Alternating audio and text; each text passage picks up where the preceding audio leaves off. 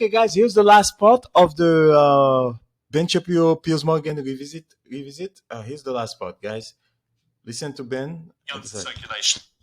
It's not like Australia, where they, after the Hobart massacre in the mid-90s, they banned almost all guns from civilians. Even then, only 1/3 of guns were turned in the Australian gun buyback, and but that's a lot of guns. It's certainly a lot of guns. The equivalent here would be 110 million guns. 100%. I mean, the murder rate in America went down faster after the Hobart I know all the numbers. gun ban, and our gun supply increased. Sure, obviously. you and I, we can argue the details. Yeah, we can do a whole other hour about this. There's a bigger thing, which is a cultural response to these kind of massacres. I found it extraordinary that after Sandy Hook, when 20 young first graders are literally blown to pieces in their classroom, that America, the number one superpower in the world, was incapable of coming together and finding a unified response to try and prevent that happening again, of any kind. In Britain, we had a direct equivalent of Dunblane in Scotland. But there was a cultural reaction from Britain, from left and right, it was never political at all, that after 16 children were killed in Dunblane in Scotland in a similar attack by a lone gunman, that something fundamentally had to change. And we were very draconian, as you know. We banned almost all guns from civilian circulation. Interesting thing happened. For 5 years, gun crime ticked up a bit, actually. And then they said, okay, we need to make it more punitive. So now it's a 5-year mandatory prison sentence if you're caught with one of these guns. And ever since that moment, gun crime has gone down. We have other issues in Britain, like knife crime, very serious problems of knife crime. And the reaction from the British is the same. We've got to stop this.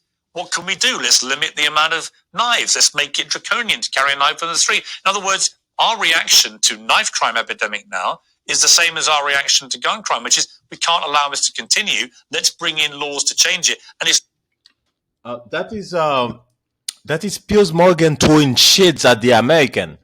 He's throwing a lot of shade at the American because, hey, they had a mass shooting where people died in England, and they took draconian effort to stop it. They banned all weapon.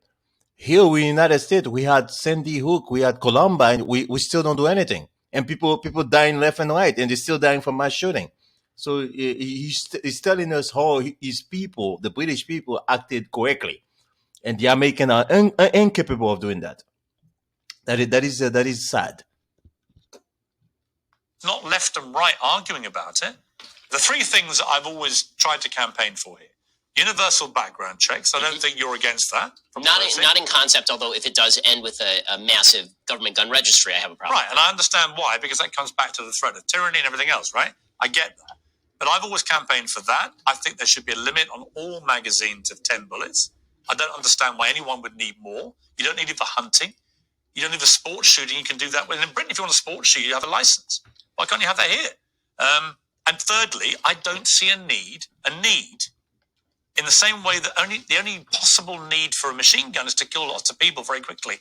I think that has now become the preferred way of using one of these assault rifles.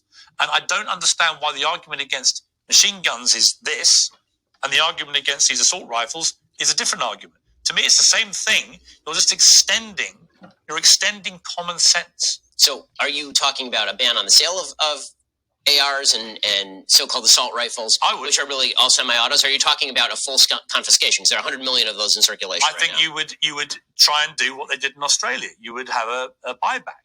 You know, you'd say, look, we are going to try and... I know. Good luck, because at the moment people are so entrenched about this, driven by political partisan debate. But actually, I would appeal to the common sense. Also because you're talking about confiscating 100 million guns on the basis of 400 yearly deaths. Not confiscating, asking people to give them up. Well, I mean, unless you're going to punish them. And you're going to pay them. Are you going to pay them? Unless you're going to pay 3 times what the going rate is. Okay. Nobody's going to turn that in. But you have to do something, is my point. Did you know that every And I agree with Piers. We should do something about the gun issue. We cannot just forget about it, man. We gotta clean this thing up. We gotta fix this problem. It's getting too crazy in America, guys.